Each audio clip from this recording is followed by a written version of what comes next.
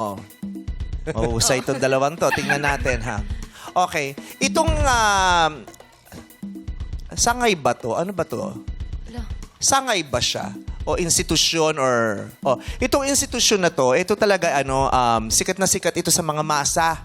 Lalong-lalo na dun sa mga pangkaraniwang mamamayang Pilipino na hindi kayang mag-aral sa mga universidad o pamantasan na, na matataas ang tuition fees. Yes, tama. Oo. Ito yung mga nagpupunta dito, yung mga mamamayang Pilipino na hindi nakakaluwag-luwag sa buhay pero gustong matuto at Abot kaya nila. makapagtapos. At Tama. malinang ang kanilang kakayahan at kaalaman. Correct.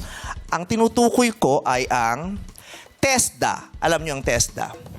Okay. Ang aking tanong, sa acronym, tama yung acronym ito, di ba? Sa acronym na TESDA o TESDA, ano yung S sa TESDA? Go! Ah, yes! Go, Jazz! Marias. School! School. School? Ang Sabi sagot school. niya ay school. School. Okay. Ang TESDA kasi ay, ang ibig sabihin ng TESDA ay Technical Education and Blank Development Authority. Ang sagot niya ay school. Technical Education and School Development Authority. School is wrong. Umasa naman eh. Yes. Pinaasa mo. Pwede kayo mag-steal. Wala na, Vince. System. Ha? System. System. System? Technical Education and System Development Authority. That is wrong. Ay! Sobrang Latina. Ay, ha?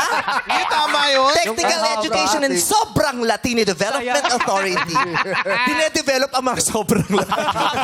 Pag nag-enroll ka, kailangan kulang ka sa Latina. Pag graduate ka, sobrang Latina ka na. S. My God. That is wrong as well. So, Jong, Yeah. ano yung S dun sa Technical Education and Blank Development Authority? Ano yung S doon? Ang tamang sagot ay soup. Soup? Technical Education and Soup Development Authority. That is correct. Sa TESDA, nagtuturo silang magluto doon. Yes. Di ba? Tinuturuan nila yung paano mga tao na magluto. Yes. Specifically, ano ang pinakasikat na sopas sa Pilipinas na nanalo ng isa sa pinakamasarap na sopas sa buong mundo. Yeah. So, Pasko. Sopas ko? Nasa Tumblr. Alam niyo ba kung ano yun? Ano? Sinigang. Yeah. Naging #1 soup yan sa buong S mundo din for yan, a time. Yes, ginawan nga na kanta yan eh. Ano? Sinigang sandali. Ay, ganda yan! Nasa Spotify na yan. Sino kumanta? ko yan, girl. Sino kumanta? Okay. So, ang totoong sagot, ano yung S dun sa TESDA? Ang S ay sacred. Yes. Catholic school pala. Yes. Kasi dapat.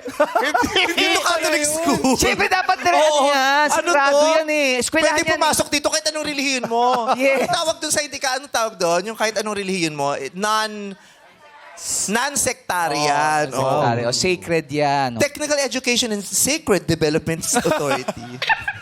Diba? That is Ano wrong. tamang sagot? The correct answer is Ano ba tamang sagot? Ano ba? skills. Skills. So, Diba? Doon na dinedevelop doon yung mga Yeah. skills natin. yeah. Diba? Lahat eh. So, Pag-aaralan. ayan. Kasi lagi natin nababanggit, TESDA. Yeah. Pero alam ba natin ang ibig sabihin ng TESDA? For sure, nabanggit nyo na ang TESDA once in your Yeah. life. Diba? Opo. Pero hindi natin alam. Ang TESDA, Technical Education and Skills Development Development Authority. Authority. Na government agency pala. Government agency siya. Okay.